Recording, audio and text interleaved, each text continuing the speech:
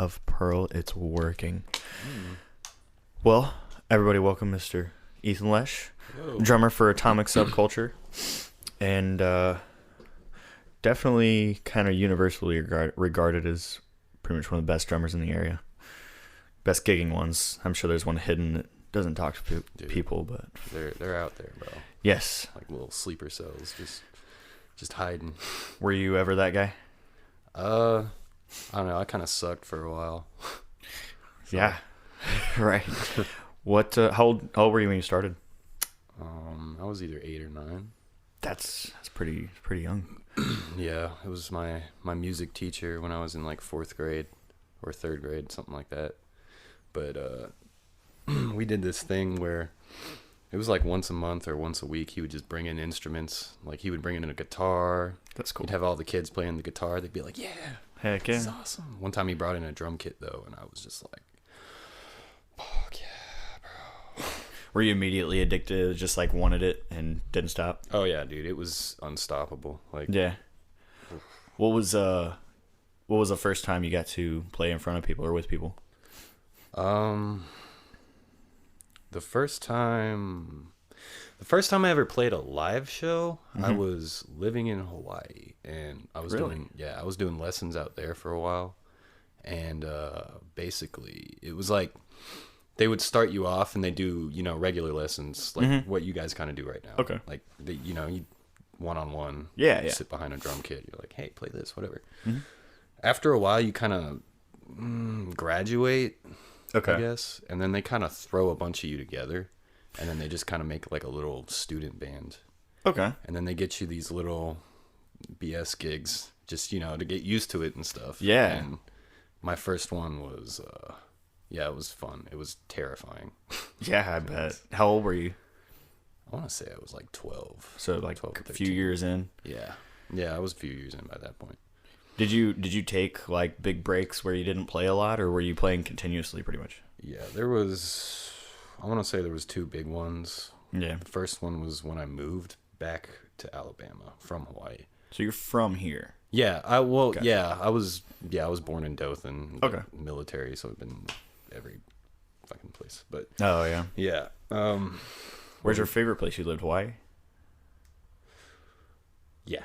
Yeah. Definitely. Was it because of like that camp thing you were talking about, or just everything?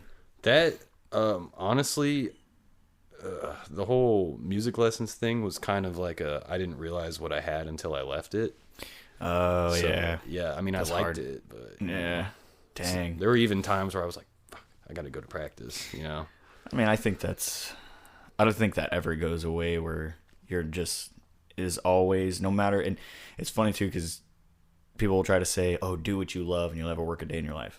It's horseshit. Yeah, that's bullshit. It's if you're not working, you're not going to be improving, or you'll be stagnant, and that's no fun. Yeah, because it'll eat away at you too if you like play a year later and you're like, oh, I'm not even improving, or I was not even as good as I was a year ago. Oh, dude, that's the most frustrating thing, especially when you know where you're supposed to be and you're like, how it's supposed to feel, but you just can't do it. Yeah. It's like big mental block right there, dude. So how long did you live in Hawaii then? Let's see, I moved there 2006, and then I left, I want to say 2011? No, I was there for about 3 years. I was there about 3 years. So you were doing that camp thing the whole time, or? Pretty much. Yeah. Until about the last couple months I was living there, because my teacher had to switch schedules because he had another job. So by that time, were you performance ready per se, where you could hold it down, or was it still? Did you still have a long way to go before you felt good with a band? Because the songs I was playing when I started off was like Crush, Crush, Crush by Paramore. So it was just, real simple. Yeah. Real easy. But it was still I need to put that in my teaching. I'm gonna have to. That is a good one. That is a good one. Because right now, like, my main teaching ones are like Billie Jean, Seven Nation Army, Highway to Hell, Just yeah. and that one's cool because you have like the different changes and stuff. Yeah. You're not sort of like as a teacher, that's the hardest thing to do is just know what songs to teach first. Because without like me growing up or me learning guitar without a teacher ever. Yeah. In all of my music except for choir. Yeah. Which they're not going to give you any mainstream songs to learn. It's is no, but it did teach me a lot of how to sing and everything. But like just trying to find your own songs to learn is next to impossible. Dude. And just like a list of songs that are beginner level online or something. Like I didn't even have internet access till I was like 16, 15, 14. Yeah. And then and even then it was like I got on AIM and stuff, but I didn't have any really. I was on MySpace. Yeah. I got a MySpace. Yeah, that was it. That was pretty much it. And YouTube, but was YouTube even around back then? Surely it was. It's been around forever. It's like 04 or something. 04, yeah. But so after Hawaii, where'd you go after that? I moved back here after Hawaii. Yeah. How long is it before you met the guys? Or yeah. Well, when I moved here, I met this dude named Josh. He was like one of my first friends. Okay. Josh Graham, and it was really funny because like he played bass with you all at Battle of the Bands. Yeah, he was the original bass player for Atomic. Yeah. Right. And but before Atomic ever started, me and him were always hanging out. Yeah. I'm not a huge church guy or anything, but like he was, and his family was, and like he wasn't really able to go anywhere outside of school except for church. So a lot of the times we would go there and hang out. And like when they weren't doing anything in the wherever that place was, where they do the service, but whenever anyone wasn't doing anything in there, they had a drum kit and everything. We would just go in there. It was fully mic'd, and we would just that's sweet. Rock out to some heathen music. Yeah, I love heathen music. Playing in church was my first experience ever playing, and we would always try to like push the boundaries, like play Flyleaf. Oh, yeah. That was such a cool band for church kids. Like, yeah, dude. And it was some really intense stuff. Dude, yeah. Yeah, it is, man. Yeah. Do you believe in God written on the bullet and Cassie pulled the trigger? Like, God. That's edgy. Yeah, that's so edgy. It's pretty edgy. They were pushing the boundaries. So playing with him, and then y'all just kind of jammed or whatever for a long time. Would he play bass or guitar or? Honestly, at that time, I can't even remember what it was. But yeah. It was probably guitar, because it's hard to do just rhythm section. Yeah, it's weird, but but I mean, it was fun. We would go in there. People would hate us. We'd just go in there. But a little after that, we would jam every once in a while. But it wasn't really a big thing. And about I want to say, sophomore year in high school is when I met Patrick. But it wasn't like we had the same math class or whatever. Yeah. Basically, it was like I was super quiet in that class, and he was always super talkative. Really? So, I would just be in there doing my math homework or whatever, and he'd be like, "Hey, bro, you play drums? I got a drum kit in my attic or whatever." And I was just like, "Cool, yeah, we can jam sometime." Nothing ever happened. Right. Towards like I want to say end of senior year of high school, Josh hits me up and he's like, "Come jam with us, man." I said, "Okay, why not?" And so I went to go jam with them. Mm-hmm. And that's pretty much where the band started, just right there. Yeah. Patrick was like, "Oh, we need to do something." Yeah. Was it like, was it just the fact that y'all all played instruments, or was there some chemistry right off? Or? There was definitely chemistry. That's cool. Yeah. Did y'all like some of the same music? I know he said you introduced him to like Queens of the Stone Age. Yeah. Stuff like that. I think I introduced him to Queens. He introduced me to like Dr. Dog and... Okay. Yeah. I need to listen to more Dr. Dog. Yeah. I'm trying to think of... I can't think of their sound. Very indie. Very indie. Yeah. Like good indie, though. Yeah. And so it was just y'all three, or... We had another member for a while. His name was Rhett LeMay.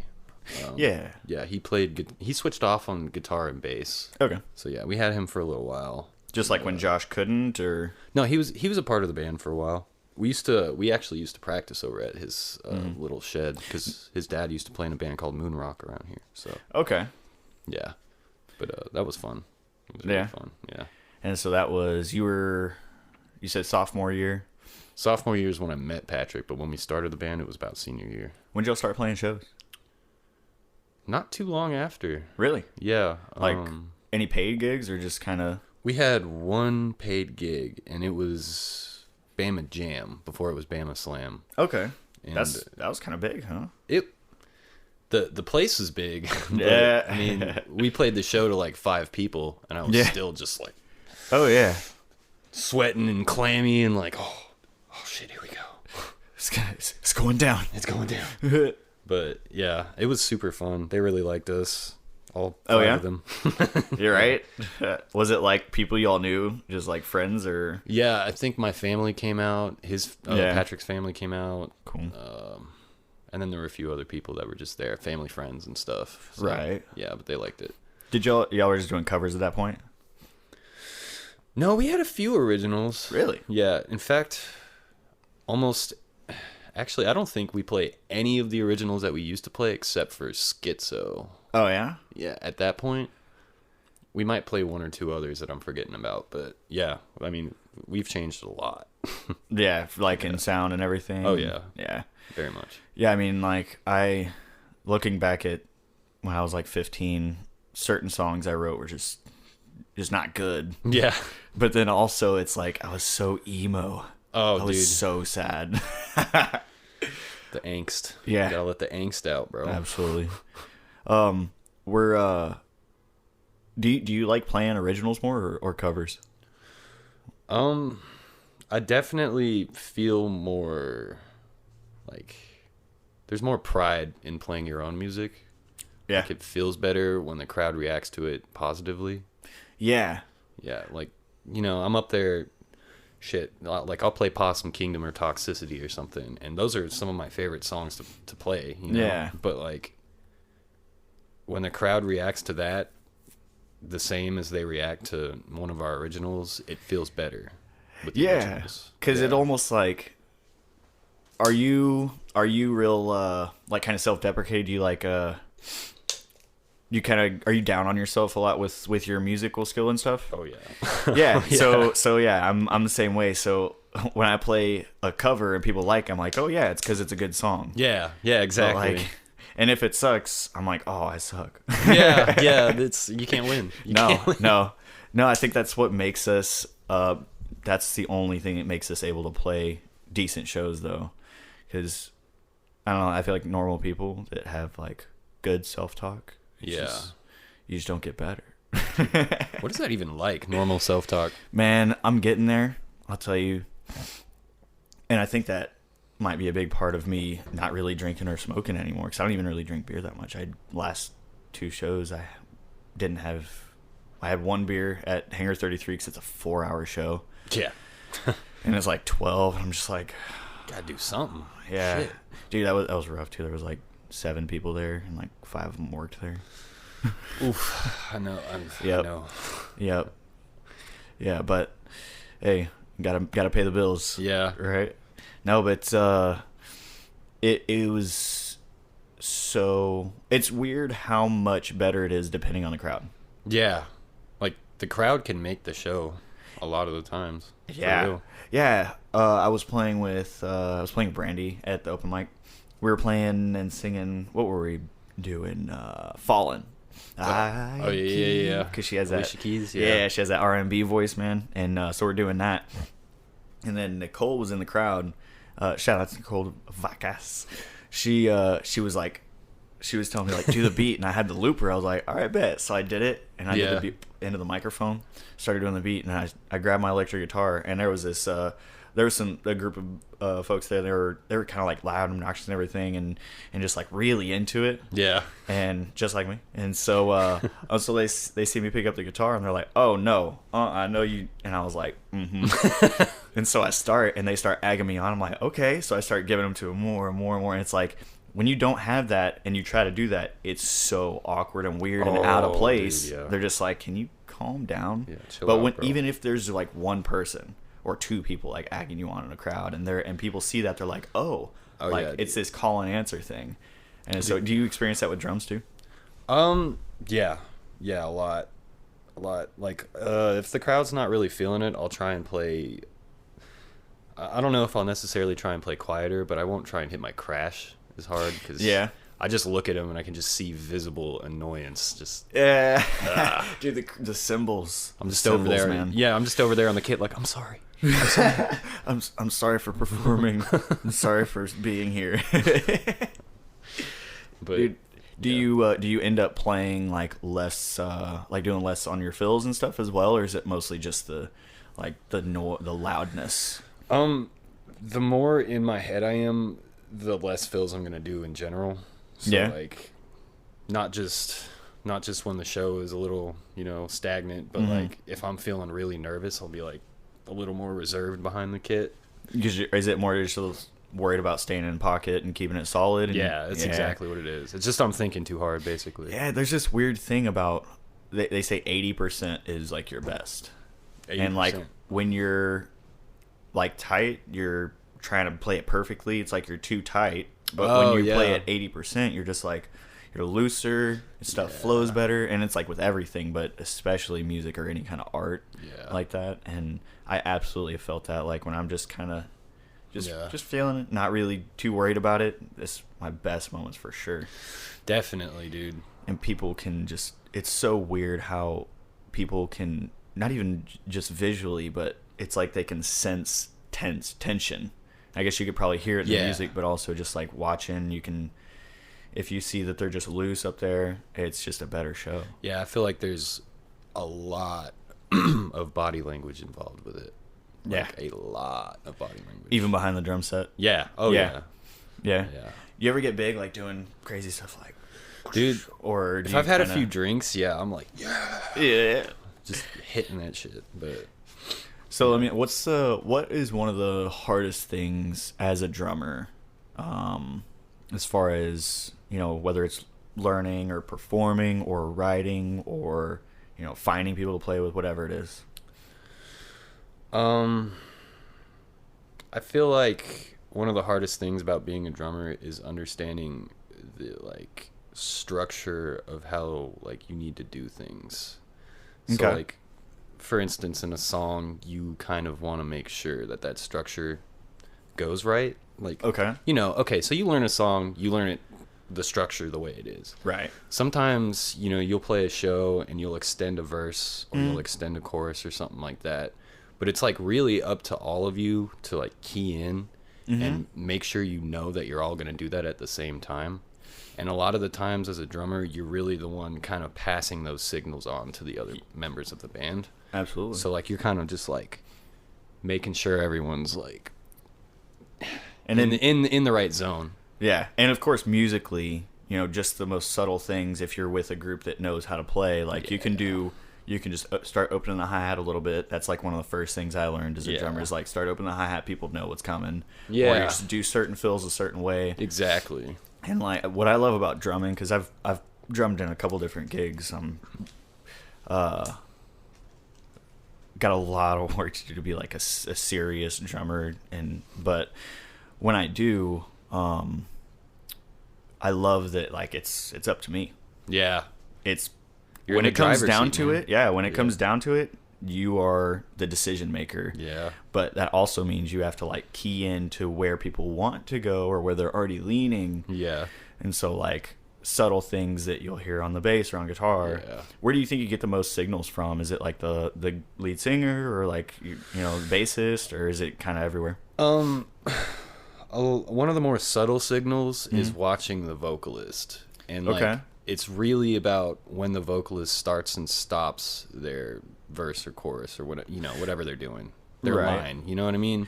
There's times where like you'll start the chorus, and the singer won't necessarily start that chorus right away. Right. And so you wait until they start singing that chorus, and that's. And then the count. Yeah, in a way that's like when the chorus starts. Absolutely. You know what I mean? Yeah. So. Yeah, that's an interesting lesson to teach drummers. It's like you kind of have to know, you almost have to know the song better than everyone else. You gotta kind of listen to everything in Yeah. the song in a way, and how it like fits together.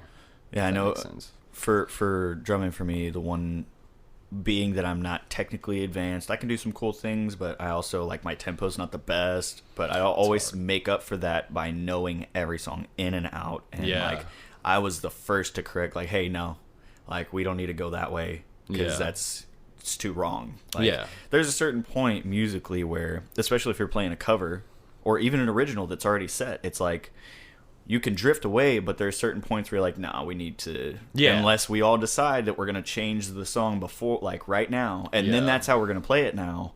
But yeah, it's but it is also really cool to like mess up but then make it into a thing like on stage. Dude, yeah, that's the best too. Yeah. You're all just looking at each other and just laughing. It's funny.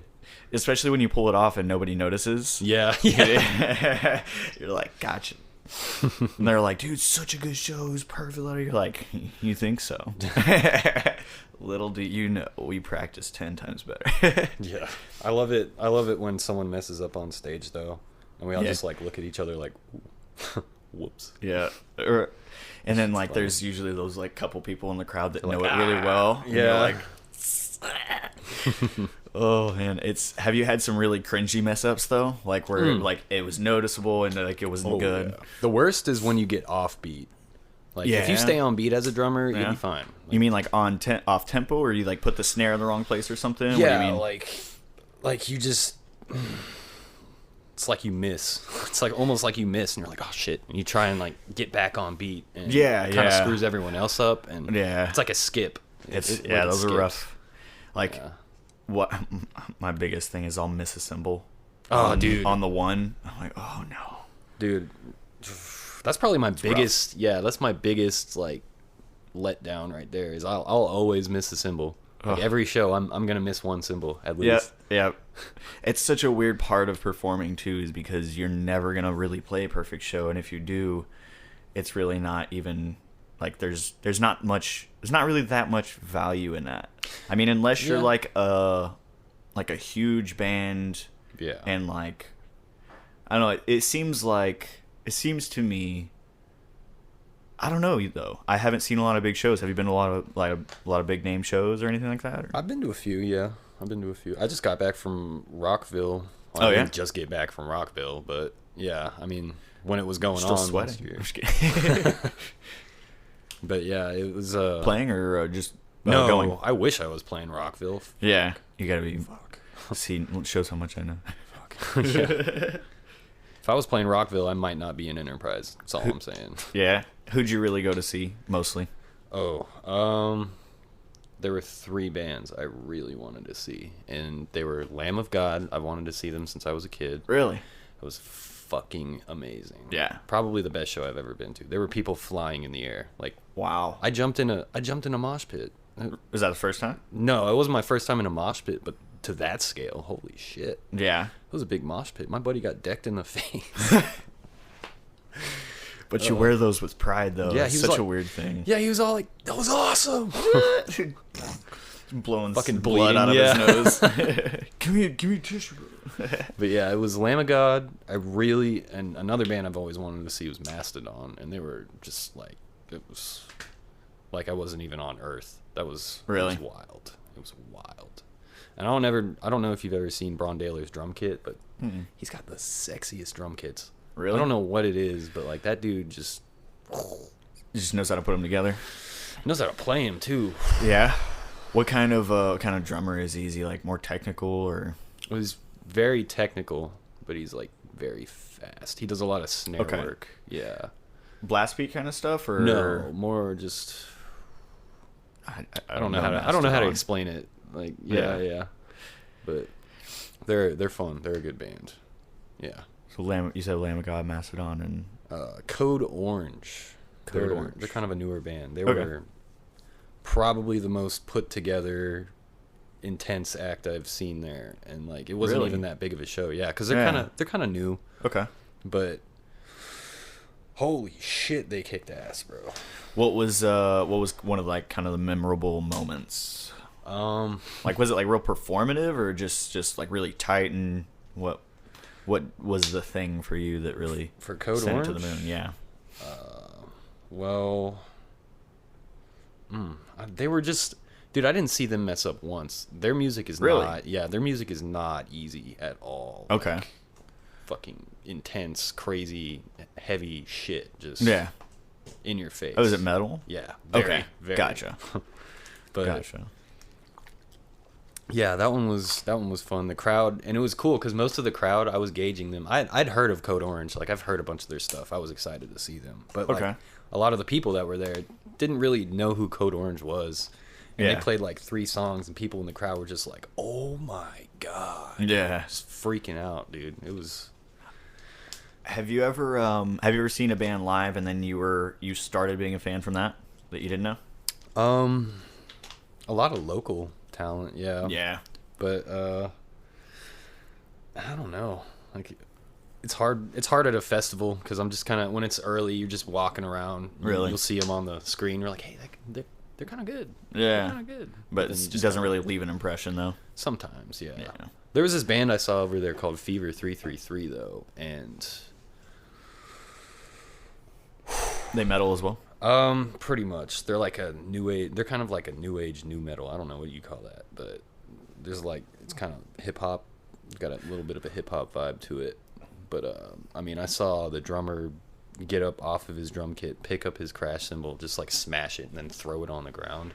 I saw the singer or That's the cool. vocalist. Yeah, I saw him crowd surf all the way to this van that was over in the middle of the sea of crowd. Dang. And he just stood up on there and was just like screaming. Nice. And then the guitar player, you know how the guitar players do that thing where they fucking like swing their guitar Yeah. with their strap? He took it another step further. He took off his strap on his guitar and Yeah. held the strap and just started swinging that fucking guitar, bro. Just like, just swinging that shit, bro. That's nerve-wracking. Yeah, like what if what if someone gets bonked? Take someone's eye out. For real. You get hit in the eye with a guitar, you're dead. Oh, dude. You're If losing an eye. Yeah. Maybe half a brain or so. Just had to get it surgically removed from your skull. Dude. Oh man, dude. I get scared. It's so funny. I want to think because from early I thought about that stuff. Like I'm not that rock and roll. Oh, yeah, dude. Like, because I saw my guy do a guitar swing or whatever it's called, and just into the ground, broken, headstock bust. I was like, from that, I was like, imagine if that was someone's head. Ooh. Wait, Like, you saw no. someone do that? Yeah, my I can't remember who it was. Maybe it was a video though. I would probably cry. I would cry if that happened to me. Yeah, he wasn't happy. Dude. He wasn't happy. No, but like we had near misses for sure. Like, cause me and my buddy Jacob, we would try to do it, and we'd have like, not strap locks, and then we learned. Yeah, he learned. Yeah. He learned to get strap locks. Whew. So you play guitar? A little bit. Not really, though. You ever write stuff, or you just mess around, or I just mess around. yeah, If I remembered it, I could probably write it, but yeah. I don't really remember. That's the anything. hard part, I swear. Like, cause I can sit down and like make up some cool stuff, but then I can't remember it. And then, like, also trying to put it into the context of a song is really hard. That's the real work. Yeah. Yeah. Are there a lot of like different techniques that you've yet to put into music that you're wanting to, like in y'all's original music specifically? I just kind of want to like experiment with other genres Okay. while not straying too far from the genre I'm comfortable with, if that makes sense. Like I love rock, I love alternative rock, I love metal, anything heavy, you know, anything with distorted guitars. I'm like, Yeah. fuck Yeah. But I don't know, I've always wanted to kind of experiment with some jazz or Okay. some reggae. Yeah, I noticed you'll have some kind of reggae feel in what is it? Is it Brisk? Might be a Lego song. We do that little jazz break thing. What's another one? I think it's Brisk. Maybe not. I don't know. Maybe not. I'm trying to remember. Because I haven't heard Lego song. Oh, dude, that's my favorite. How many songs y'all have that aren't recorded? That are like done? Well, we got a whole album in the works right now. We got one that's supposed to be, I don't really know if we're releasing it by singles or if we're gonna release the rest of the album. Still trying to figure it out. Yeah, we're still trying to kind of figure that out. But we've got a bunch of songs ready to release. Yeah. And then we have a bunch of songs ready to record. Nice. And I'm way more excited about those songs that we're ready to record because I've been playing these other songs for years. Yeah. Yeah. And you weren't super stoked about this last one. What? That was recorded back in the band house. Oh, there's certain things I think you mentioned before that you were like that you change certain things or just re-record it or mostly re-record it because I don't know, we kind of rushed the original recording process. Oh yeah. And I just feel like we could do it way better now. What are some things you think went really well with those though? With the recording process? Yeah. There's a few little details we added into the songs that I'm kind of cool with. Mostly vocals. There's a lot of little vocal things here and there. But did that happen like while recording, or was it or were those things like? I think it did happen while recording, but that's up to Patrick and Ty to know. You're right. Yeah. No, that's something that's cool about recording as opposed to because I've had songs where I wrote a lot of it live actually, especially lyrics. Like I'll come with a riff and then go from there, but you start to record and you start to experiment little things. You're like, oh, that is cool, and then that becomes like one of the jewels of the song. Yeah. And dude, we recorded this song, Truck Stop Love. It was I think it was like me, Shay, Pat, I think Zach he played bass with us as Atomic Subculture. Oh yeah, we were Atomic Subculture for a little while, and it was fun. Eventually we were like, no, we need to just do a different name.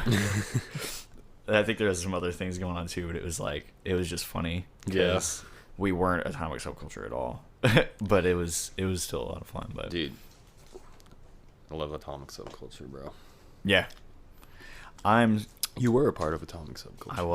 I was. And even better, I say even better, it was also really cool is like y'all were playing and I think Ty had to go piss or something, so he's like, dude, grab the guitar, and I was just yeah, dude, that was awesome, dude. That was so cool for me because I've seen a lot of local bands, mostly like metal bands, and they were, a lot of them were pretty cool, but like, I don't know, there's something, y'all have something different, y'all have a different sound, y'all do things musically that you don't see other bands doing, and it's original, and it's very cool. Thanks, and I'm like, yeah, absolutely, man.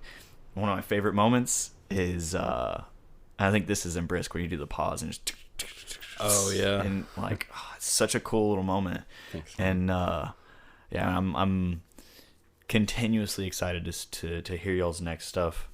I just wish I had more time to go see your shows, but I'm always dang playing. Yeah, that's the one thing about being a musician, having musician friends. It's like hard to come to each other's shows. Yep, and those are like the best fans usually at first, at least. Like, dude, there's so many times I want to come out to the craft, but yeah, I can't because we usually practice. Yeah, yeah. I still need to fix it. Apparently I lost the power cable to the electric drum set up there, even though I never take it home. That sucks. It does. I'm suspicious. I'm accusatory, but but at the end of the day, I'm just like, well, guess I'd take it home if I really wanted to keep it. It's so frustrating because I have this little Altima in my car. I can't really fit it in there. Oh, yeah, that's right. It's getting more and more packed. I'm going to have to get a dang SUV, which is weird because I have more equipment than I can, handle now. Dude. And I have such an extensive setup. Like, I'm bringing all this crap up through, like, is it just you playing? I'm like, yep. Electric guitar, amp, acoustic guitar, speakers, 2 microphones. They're like, can you calm down? I'm like, just wait. This solo's really sweet. Oh, so let me think. Where were we? I think we were kind of going through. So, how long were y'all not playing? How long was Atomic not playing together? Because y'all did. Oh yeah. Here's what I wanted to ask you. Oh yeah. In the band house, what is one of the crazier stories or funner stories that you have from the band house that really stuck with you? That or even just something that you really cherish from those times. There was something I cherished from those times. There was this whole wall that we had by the stairwell. Yeah. Anyone who came over, anytime we had parties, we would let them just write on the wall or draw or do whatever the hell they wanted, you know? And it was just like extensive amounts of art all over this wall. And it was awesome. You just wake up in the morning, just like, what's going on? And then you'd go up the stairs and you'd see it and you'd be like, yeah. That's cool. That's cool. Yeah. And there, I mean, that was the party time. Yeah. I feel like we had a lot of parties out there and got a lot of stories of people drinking moonshine and just getting way too tore up. That's what you do. Yeah. That's what you do so that you don't have to do that for the rest of your life. Yeah. I remember this one time we were all drinking moonshine out there, and there were these two guys that played in another band. I can't remember who they were. But anyways, this guy gives them a shot of moonshine. They're like, let me get that, you know. Like, I ain't no pussy. I'll drink some of that. And they start drinking it. One of them immediately just throws up right where he's standing. And he's like, oh, shit. The other one looks at him. He's like, oh, shit. Like as he's trying to get it down? Yeah, like he does this, and he just goes, throws it up. And his buddy's like, oh, no, I'm not going to do that. I'm not going to do that. And he's standing there like, oh, and he just starts running. And he just starts running in circles. And then while he's running in circles, he just goes, and starts throwing up while he's running, dude. It was amazing. Oh, God. Do that. Reminds me of one of those songs we used to have called Fuck Me Running. It sounds about like how he had that experience. Yeah. Oh. What is some things you don't miss about the band house? That was a tiny ass room I was staying in. Oh yeah. Yeah. Cheap as hell though, huh? Oh yeah, dude. $350 a month? Are you kidding me? For the whole thing. We didn't know what we had. Straight up. Yeah. But got really cold in the winter. Yeah. Yeah. Not very well insulated. Yeah. And like the door I had, or there was a door in my room that led to the outside, and it wouldn't really lock. And sometimes people would just open the door, so it didn't really recall for a lot of good privacy. Yeah. Yeah. Yeah, that can be embarrassing sometimes. Embarrassing situations. And then, so yeah, as if y'all have been following it all, house burned down. Y'all lost everything. Yeah, pretty much. There was it's funny though, because we lost almost everything, but there was a water pipe, I think, that burst right over Wade's closet where he was staying. And he had like a couple guitars in there, I think, and some clothes. And all that shit was fine because, you know, it was wet. Yeah. So it was crazy. Nice. But yeah. But it burnt my like entire drum set, even the cymbals, down to like a crisp. Like I couldn't even find most of the cymbals or even pieces of them. Yeah, it was... Yeah, and a drum set's like made to burn. Yeah. Just like circulation through it and everything. There's like no chance. Dang. Real, like hardware and just everything is too messed up to salvage. I found a piece of my rack, and that was pretty much it. That's insane. Yeah. You would think the metal would be okay, but that's what I thought, but I guess I'm naive. So I guess fire is really hot. Yeah. And actually, Pat played on that burnt guitar after he got it fixed. Yeah. For a while. Yeah. That's cool too. That's a cool guitar. Judy, I think. Is that the one? Yeah. The red one? Yeah, I don't know what color it was. I think it was red. And, yeah. And then there was that Les Paul. That was Ty's. And that was the one that survived the fire too. Yeah. And so y'all played just like a few more shows after that and kind of went your separate ways, per se? Yeah, it's kind of like dissipated, I guess. Yeah. And so did you end up playing with others after that, or was it a long time before you played with anyone else, or how'd that go? Me and Ty played together for a while, and we were playing up in Birmingham, and we were doing a bunch of shows up there. That's cool. We lived there for like a month. Oh, really? Yeah. I was homeless for like a week or two. Yeah. So I get to tell people I was homeless. So. Yeah, yeah. There is something that were you just living in the car, or yeah. That is a big difference for sure. Cause oh yeah. especially what time of year was it? I think it was like late winter, so it was like around this time, if I'm correct. So still some I might cold be wrong. nights. Yeah, I got a bad memory when it comes to like dates and stuff. Yeah. So. Well, no, I just like if you had to struggle with the cold. Oh yeah, it wasn't so bad. No. Y'all kind of made fun out of it. Yeah. Yeah, it's good, man. It's nice when you get out of it before it gets rough. Yeah. I had something. I wasn't really homeless or anything. I've slept outside a few times because nowhere else. But the weirdest part was we had a band member who inherited a house from his grandma, and that was our band house. We'd play shows in it out in the middle of nowhere in Mississippi. Dude, and I don't know what it is about the country, but that's where metal bands reside. I didn't know that. And until I went everywhere else, and there's no metal bands, and I'm like, oh, I guess it's just country folk because we're mad or something. We're super angsty, dude. Screamo like 20 bands for a battle of bands in the middle of nowhere. That's fucking insane. And they were kind of good for local metal bands. but yeah, we just being in a house that's not yours, that's empty, and you have nothing in there. It's weird. Yeah. And it's like not made to live in anymore. Oh. Yeah, it was that was a weird time. Yeah. But yeah, I got out of there luckily. It's like the trap house. Yeah. Yeah, just without the drugs, so it wasn't fun.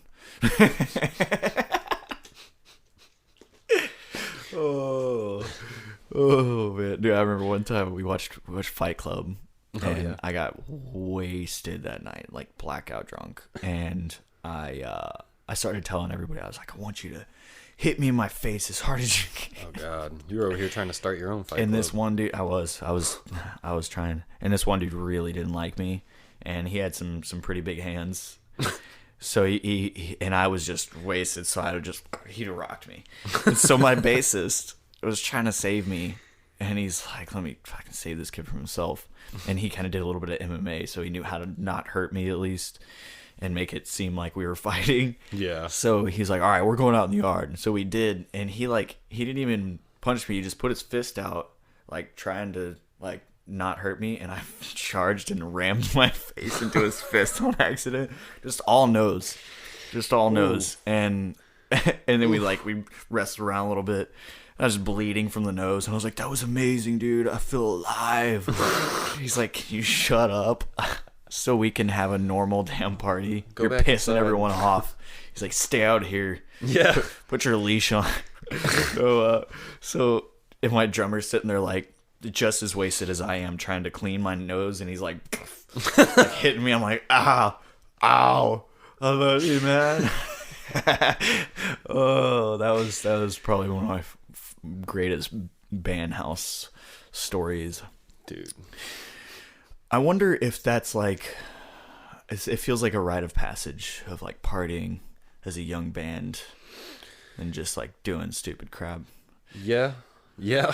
In a way, I feel like you can't go too crazy with it. That's partially why I don't want to get famous too. Like I really don't. Yeah. I'm scared of it. Yeah, it seems like crack cocaine. Yeah, is what it seems like. I don't think I could handle the attention. Do you like it though? What, the attention? Mm-hmm. To an extent. You know? Yeah.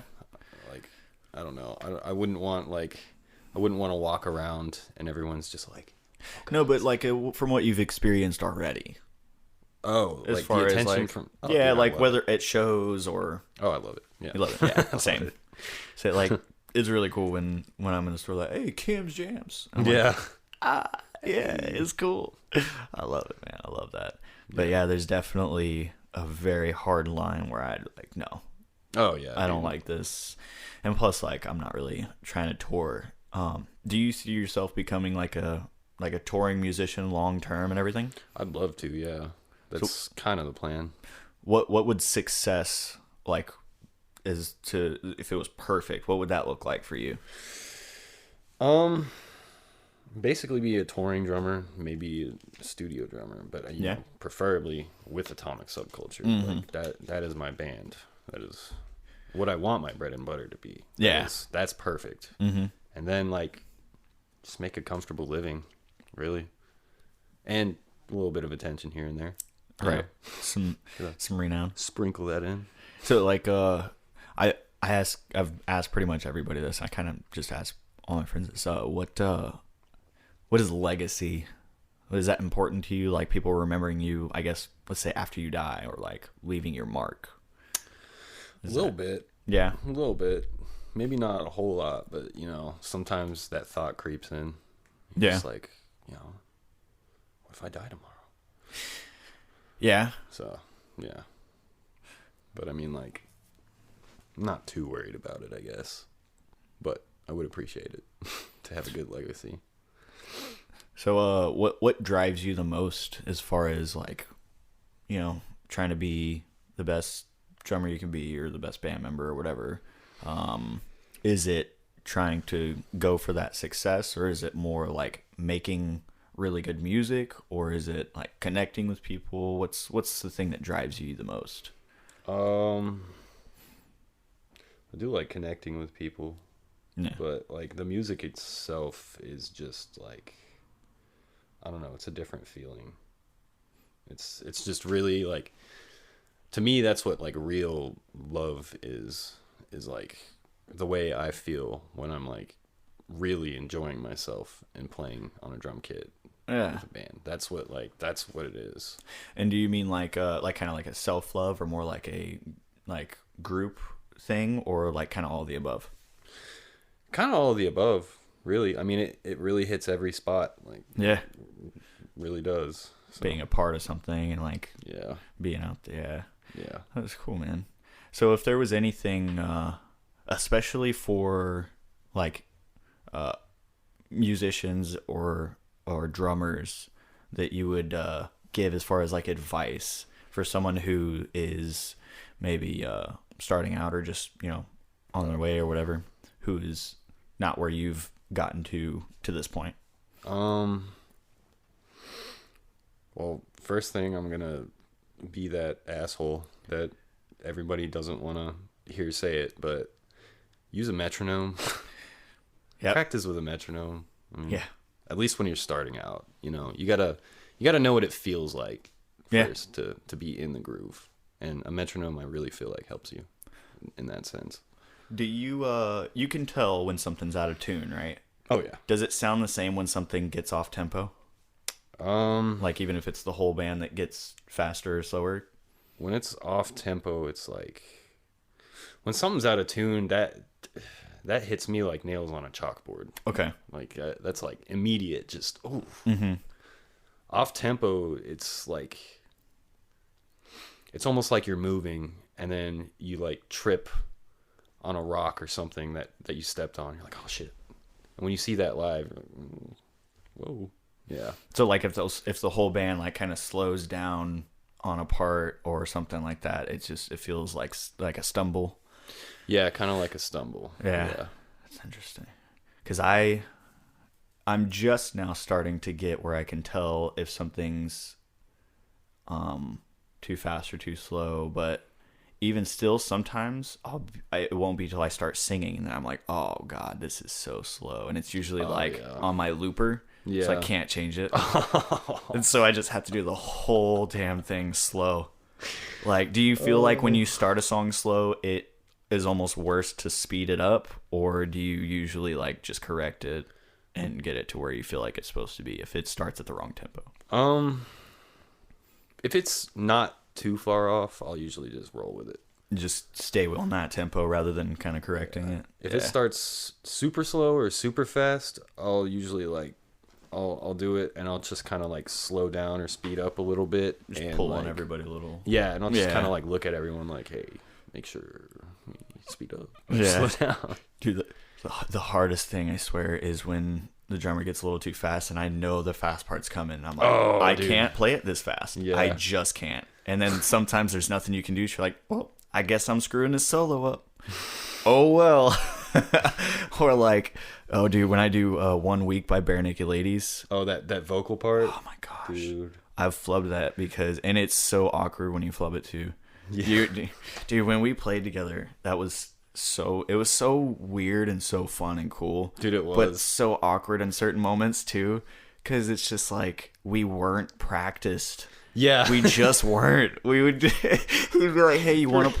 Hey, dude, when I met Chris Dixon, it was at y'all's show, and he was like, "Hey, you want to be my saving grace?" And I was like, "No." What do you got though? He's like, no, I think I was like, I don't know. Let me hear you out. What do you got? Because Ken Kirkland brought him over, and I was like, if Ken's putting me on, I'm gonna try to come through for him. So I was like, what do you got? He goes, in 10 days we have a full band show for 3 hours at Folklore, and I'm like, I was like, I'm just gonna improv. He's like, cool. I was like, great, this is gonna be fun.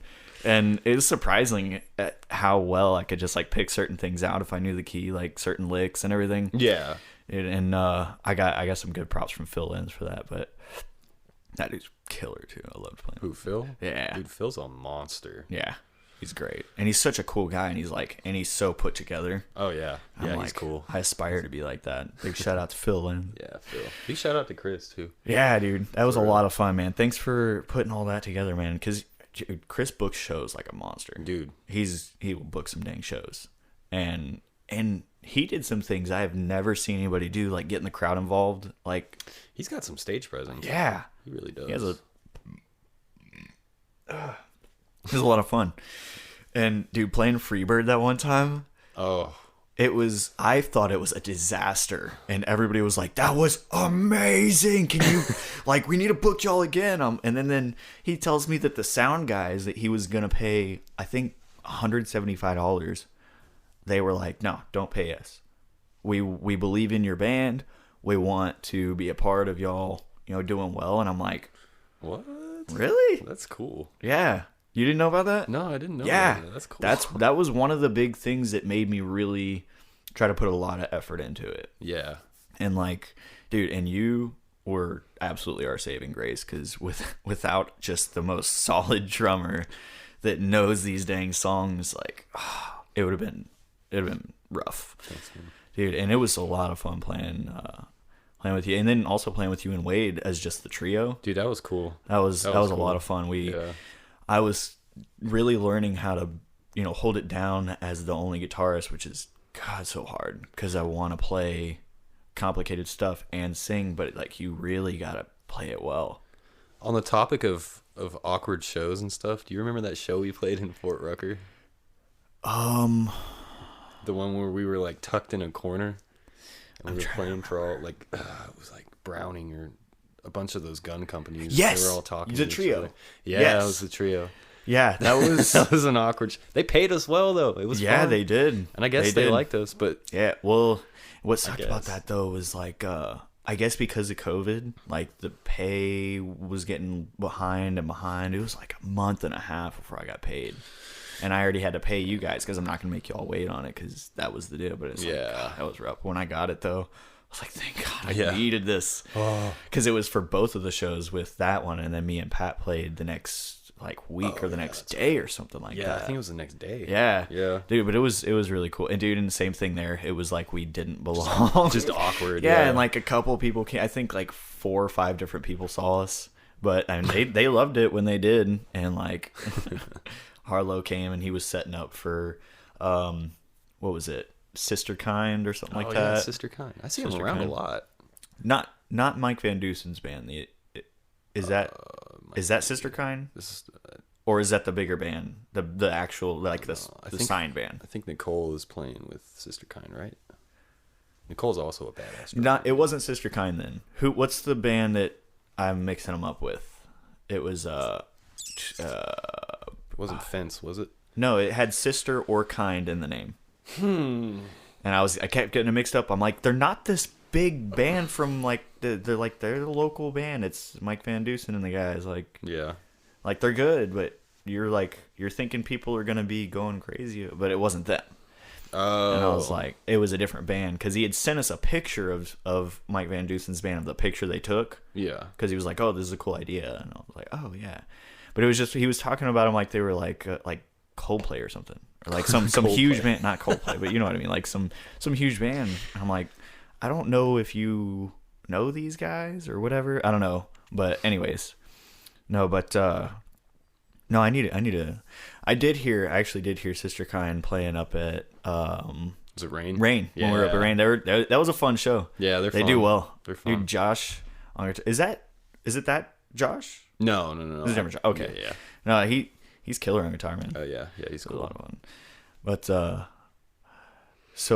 when y'all and you ended up, I was trying to book y'all more, and you went exclusive with Atomic. What made you decide to do that? Oh, there were a few things. Like, we were all kind of spread out doing different projects, and it kind of proved to be a little bit of a hassle trying to get the scheduling right and stuff. And on top of that, we kind of wanted to buckle down and get really serious this year. So we had gigs booked all the way from January to, I want to say, May. Like every weekend? Yeah, every weekend. That's what's up. Yeah. That's awesome. Yeah, it's tiring but awesome. Yeah. Yeah.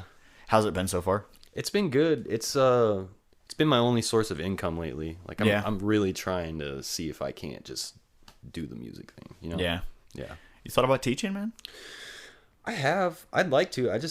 I need to know how to teach. Like, I know I can play drums. I just need to know how to teach someone to play the drums. Yeah. Yeah. Well, I'll tell you what, man. I felt the same way a couple years ago, and I got really lucky. I had a friend who was like, I'll pay you to teach me, and they're absolute beginner, so I could definitely teach that at least. Yeah. Yeah. Definitely. And so that's where I'm actually still right there with drumming. Really, is like teaching absolute beginners, and that's pretty much all my students. Yeah. And once I started it, I was like, oh, unless they like are already a learned musician, I can teach pretty much anybody. Yeah. And yeah, it's like you're clumsy at first and everything, but it's like any job, man. Like, you start doing it, and as long as you just keep looking for new students and keep putting yourself in a position to try to do that and talking to people. Like, what happened is I was doing it out of my house for a while, and I only had a few students, and they'd come and they'd leave, and that's just still that way. But then we played a show with Patrick, and it was put on by J&W. And Wes, the owner, he goes, for context, Wes goes, hey, when's he going to come start teaching at J&W? And I'm like I haven't been asking, like, you be slick about it. All right. But no, I was excited, and finally I got to do that. And that's what really put me in a position to start learning how to really teach. And now after a couple years, like, I'm really getting it. So is that like your main source of income right now? No, I do a day job. I'll have a day job probably forever, just because I don't want to tour. Because I have my son, he's 5. Like, once he's got his life started, like 20, 21, 22, however old, I probably will go and tour, but it'll probably be more of just like a road trip, and I'll find shows along the way. I'm a big believer in not giving somebody else too much of me, because then I have to keep giving it to them. Yeah. Unless it's somebody who I know shares all the, a lot of the same values. Like, even in a romantic partner, like me and Brandy, we have a lot of the same things we're trying to do, and which is mainly stay here and make it work. However we got to do. Yeah. Because what happens, I did sales for like 8 years collectively. I started with like car wax at gas stations, just like lowbrow stuff, like a little bit sketchy almost. It was. So I moved to San Antonio with my dude Junior, because he went over there, and he and I both had read this book called Rich Dad Poor Dad, and started kind of learning about how money works at like 18 years old. Yeah. And so we found sales, one, it's a really great way to make good money, and it also is necessary in every single thing. To try to get anything done, even having social interactions, like, you got to have sales, or it's just going to be more difficult. Yeah. Like one simple thing of giving people options. Like, people are so happy when you just give them a couple options. Yeah. Like kids too, works so well, and just different things like that. And then also just not accepting your own excuses. Yeah. Because no matter what, if you don't make your nut, it is nobody's fault but your own, and you can't blame anybody else, because then you will just be stuck not paying your bills. That is true. So it just puts you to the grindstone. You just have to. And so he went to San Antonio, met this guy who was like really, his life was all attractive, wore nice suits and drove a BMW and like different things like that. And he owned this Maserati, and yeah, he was doing well at like 21. Shit. So he's like, dude, yes, he's going to put us on. He's going to teach us sales. We're going to work a lot of hours, and we're not going to make great money, but we can. Yeah. Potentially. And in a couple of years, we might be able to own our own office and, learn how to do business. Yeah. So I moved in with Junior into that guy's house because he had an extra room, and he'd like let us drive his Beamer to work and stuff. What? It was really cool. But we'd get there at 5.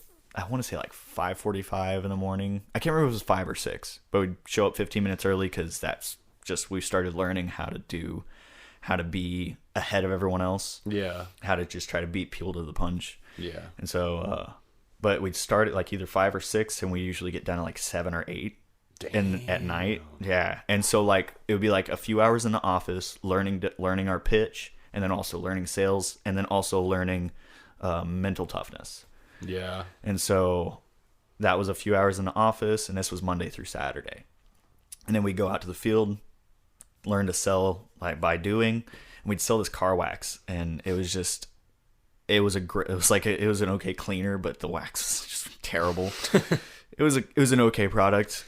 It needed salespeople. Yeah. So did that for a while. But anyways, long story short, went from that to selling vacations, which was also kind of sketch. Yeah. We were selling Carnival cruises for like $3,000. Wow. But the way it was set up, it was like it helped people who like weren't that great at saving money to save up for a vacation, because they never would otherwise probably. Yeah. And so there was benefits, once I didn't believe in it anymore though. I was like, this is bullshit. Yeah. So I switched to jewelry, and then realized that's all horseshit too, and then switched to cars.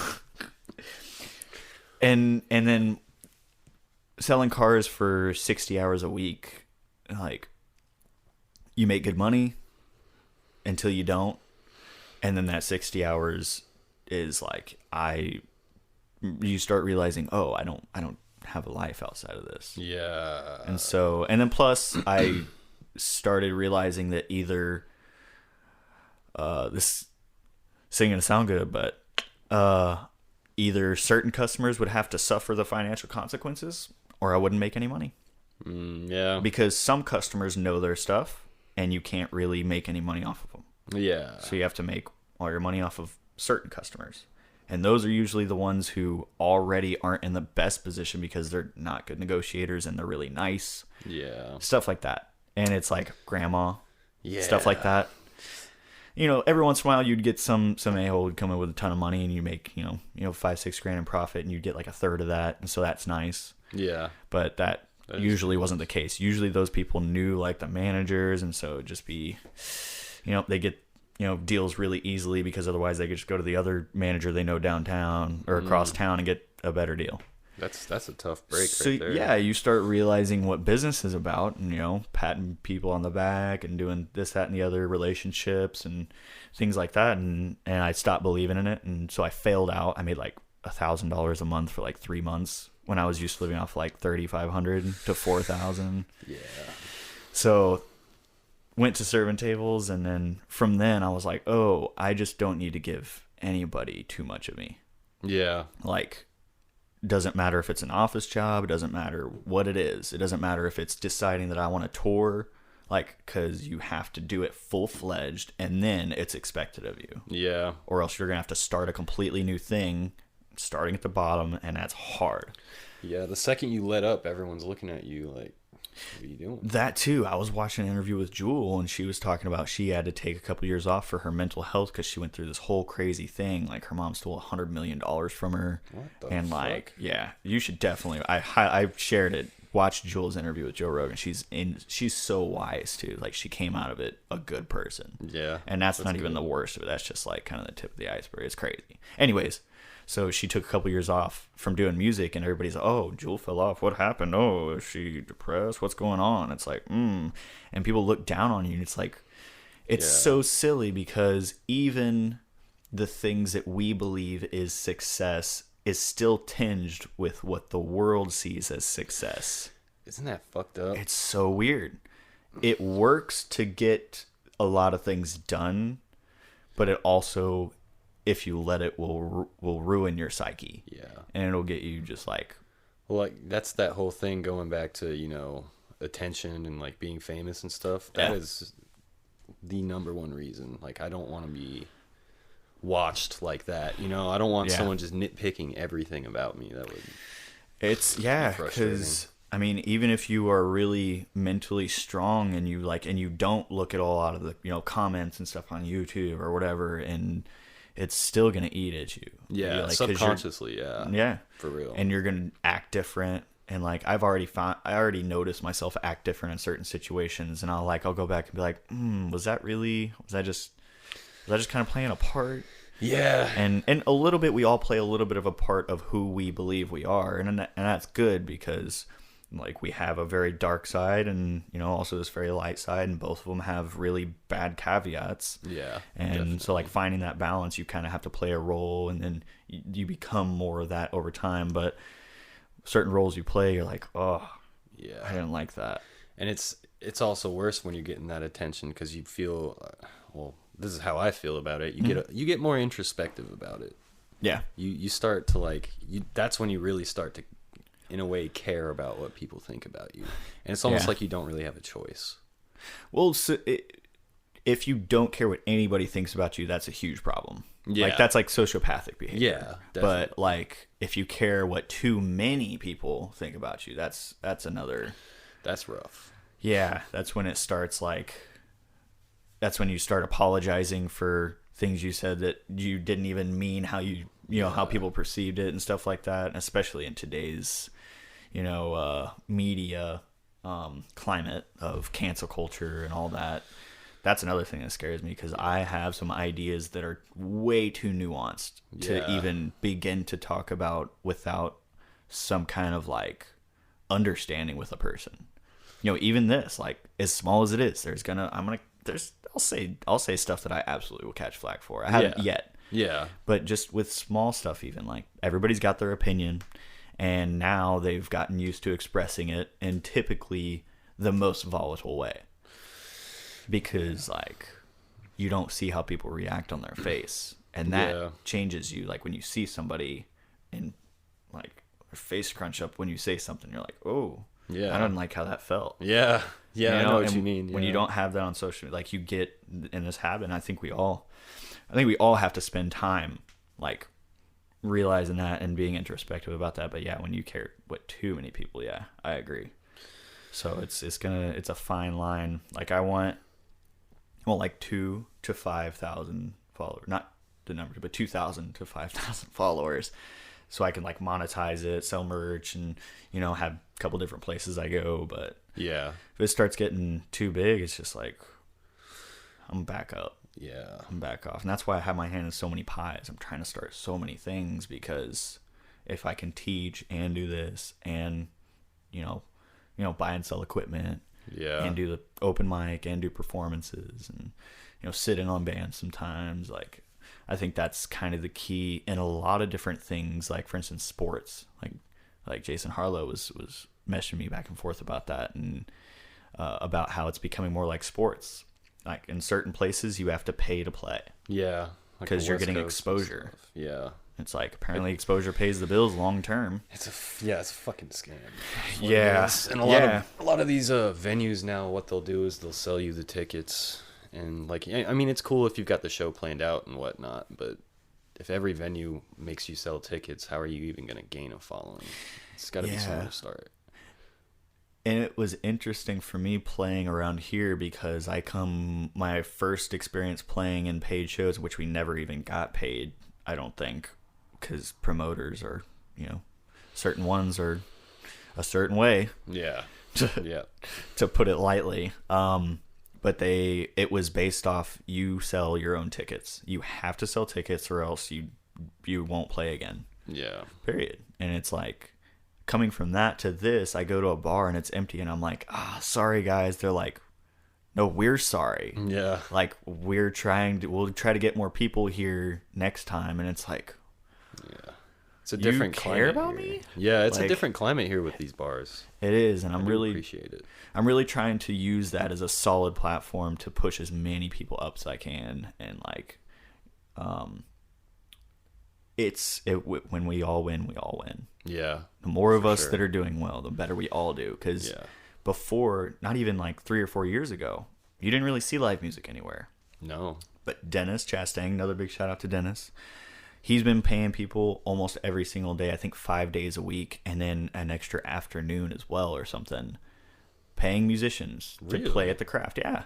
David will play a lot of times Sunday afternoon, and then I think he might have someone Sunday night. But yeah, he has music almost every single night. It's crazy. I could be wrong about 5 times, but he's every single weekend at least. And then I was working at Corks and Cattle here. I was in their ear as much as possible, and they got enough people in their ear telling them, yeah, you got to do music. So they started doing that. And I think just those 2 places really started getting that going, like here in town. Like Level Plains, I think Sportsman's and Hangar 33, they were always kind of doing it. Yeah, they've always kind of had it. And back then, Hangar 33 was something else. I can't even remember what it was. But, yeah. Bugsy's... Well, now it's Snyder's Poorhouse. Yeah, Snyder's Poorhouse. What was I saying? Oh, yeah. Bugsy's has kind of been doing it for a while. They've been doing the live thing for a while, but they did stop for a while. Yeah. And, when it was Risky's. When it was Risky's, they were doing the live music thing, and then so when it switched, there was a few different names over time, wasn't it? Yeah, over I don't know if it was when it switched or if it was just like a little dry period where they weren't doing it. But they brought it back, and now it's all up and running again. Yeah, and I mean, I even got Santa Fe to pay me to play over there several times, and that was cool, man. And just because Ronnie Baggio, I don't know if I'm saying that last name right. He owns the Barrel Room now. Yeah. Great food, by the way. Definitely check out there. It's so good food. I wish they had enough space for music, but they really don't. Yeah, it's tiny. If you get too many people in there, you're gonna have long waits and just overwhelmed. But yeah, he put in a good word for me because he paid me and Patrick to play at a party that he threw, and that was really cool. Yeah, dude, and it's so amazing to see the amount of people that have been willing to put forth, financially and make space for us to play. Yeah, and it's just been so interesting compared to all the other places I've lived that you didn't ever see live music at. Like my hometown, you didn't see live music. Killeen, Texas, it's like an hour from Austin. You would think that there'd be people playing there, even though you can go to Austin and play. It's like not everybody's going to be able to play in Austin. Yeah. But I guess they all just went and just didn't play till they could or something. I don't know, but I got one show booked for like a couple hours for $50 at like this El Chico in Killeen, and that was my first solo show, first paid solo show. I wasn't good, and I was okay. My friends liked me. Yeah, they would say I sounded good, and but I still sounded like an emo kid, like that emo town. Yeah, but. Yeah, is there anything else you can think of that you want to throw in there before? I think it's probably a good time to start kind of wrapping it up. Only thing I can throw in is we got a show on August 27th at VSW. Lamplight Fest. $5 a ticket. We're planning on having a fuck ton of people out there, so it should be fun. Yeah, it's I'm hoping that we can push the max capacity is 400, I think. Yeah. I'm wanting to push that so we have to move it. That's my goal, personally. Yeah. So, yeah, get the word out because it's going to be an awesome show. Atomic Subculture is going to be there playing their originals. It's all originals. Yeah, it's all original. No covers. You can throw covers in, but... Yeah, because we got a bunch of bands playing that night. It's going to be us, our buddies False Jasmine, who are fucking phenomenal. Ty's playing with them? Or he might be, might not be. Okay. You're playing... Yeah, I'm playing trio with you and Ty. Yeah, and Closure might be playing. I don't know if we got Burning Peppermints. They're gonna be Burning badass. Peppermints. They're gonna be badass. I haven't heard them. Oh, dude. When me and Ty were playing in Birmingham, that's how we met them. Okay. And yeah, they're... Is that where they're from? Yeah. Birmingham? That's cool, man. Yeah, it's cool. So yeah, pulling some cool bands from the area. So definitely come see that. Also, veterans get in for free. So, yeah. Sweet. Yep. Yeah, and bring money for merch and beer, though. Yeah. For sure. I'm going to have to get some merchandise going for that. Yeah. It'd be cool to see what y'all can come up with. Dude, we need to get some merch out here. Maybe get a little bundle deal going, get a ticket and a t-shirt or something. Right? Yeah. I was thinking about, like, with NFTs. Do you know anything about NFTs? I am so uneducated when it comes to that shit. So it's a thing. Do you know what blockchain is, or like? Yeah.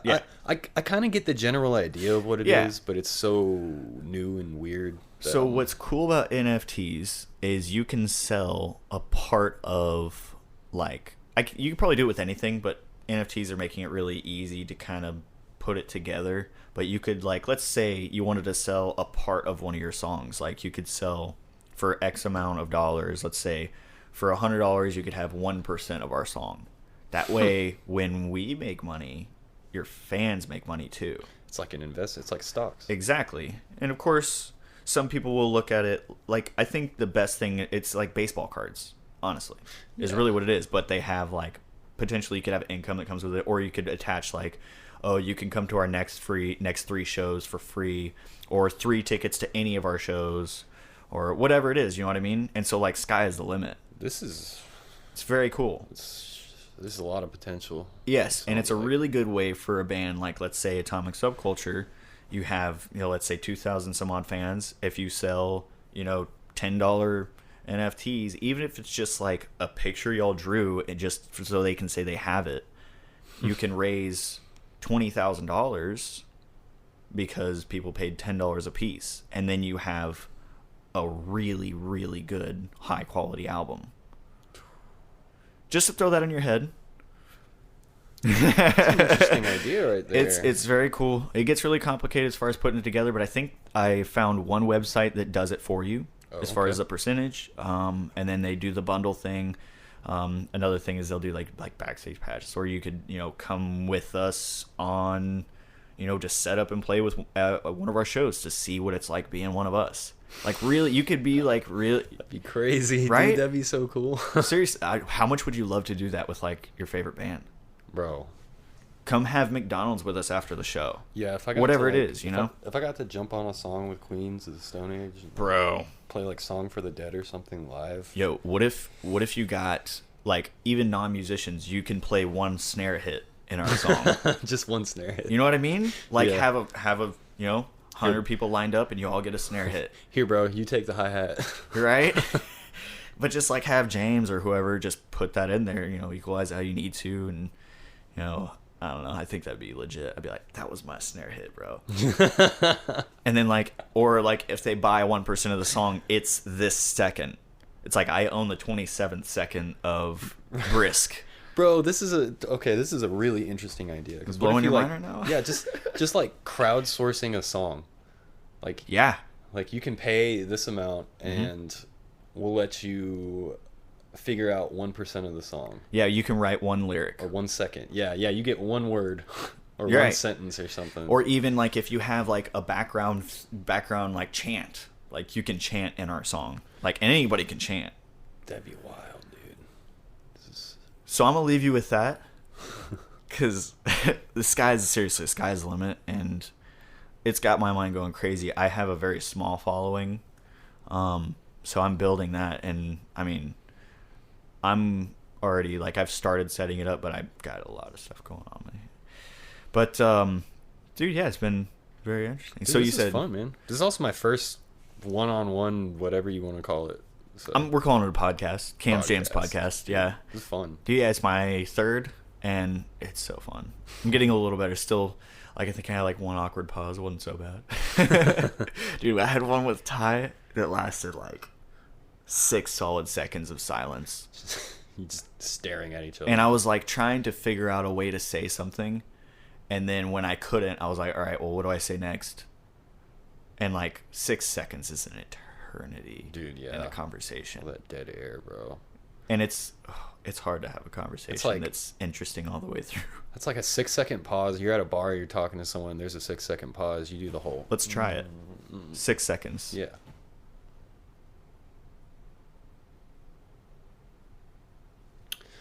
How do y'all feel? I hope you feel as perpetually awkward as I do. Yeah, absolutely. It's like, it's so weird. It's so weird that it's hard to talk to people. Why? I don't know, dude. I hate it for kids growing up at like 7, 8, 9, and 10 with social media and video games and like, because I had video games, but our dad was like, "That's enough. Oh yeah, get out of my house and come back when it's dark." Yeah. But no, man. Yeah, very interesting. Learn a little bit about you. It was cool. Hell yeah, man. It was fun.